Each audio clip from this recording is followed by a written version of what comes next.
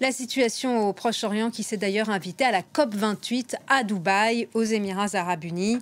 Le chef de l'État français Emmanuel Macron se trouve sur place. Il a rencontré ce matin le président égyptien Al-Sisi. Il a également vu le président israélien Isaac Herzog. Signalons deux absents de poids à cette COP28, le président américain Joe Biden et le président chinois Xi Jinping.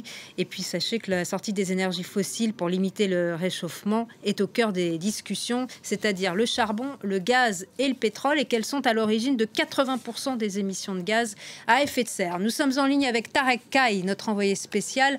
Quel est le but de ces rencontres? Le président Emmanuel Macron va discuter en priorité des otages et de la possibilité d'obtenir un cessez-le-feu et d'une solution politique. Tout à fait. La situation à Gaza est au centre des entretiens qu'a effectué le président Emmanuel Macron depuis ce matin.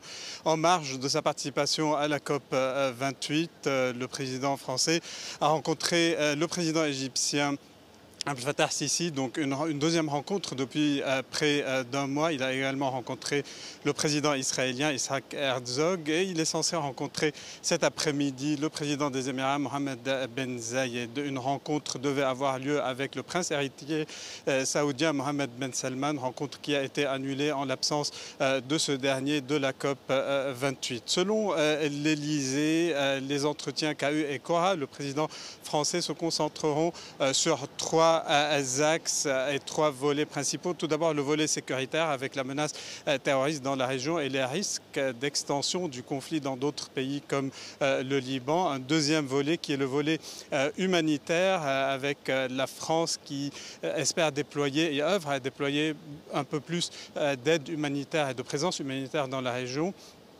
Nous rappelons que la France a déjà envoyé le navire Dixmude et qui a commencé à opérer, à accueillir des blessés palestiniens. La France espère que d'autres pays occidentaux emprunteront la même voie. La France est le seul pays occidental à avoir envoyé un navire de ce genre. Et troisièmement, il y a le volet politique où l'on commence à penser au jour d'après, à l'après-guerre, avec la solution à deux États et la question de la gouvernance à Gaza avec le souhait français et celui aussi de la communauté internationale d'un retour de l'autorité palestinienne dans la bande de Gaza. Quant à la trêve qui a été interrompue, la France, par la voix de sa ministre des Affaires étrangères, Catherine Colonna, qu'on a rencontrée en milieu de journée, a déploré cette rupture de la trêve et a jugé indispensable la reprise de la trêve pour permettre de libérer les otages et d'apporter davantage d'aide humanitaire à Gaza. À noter que le président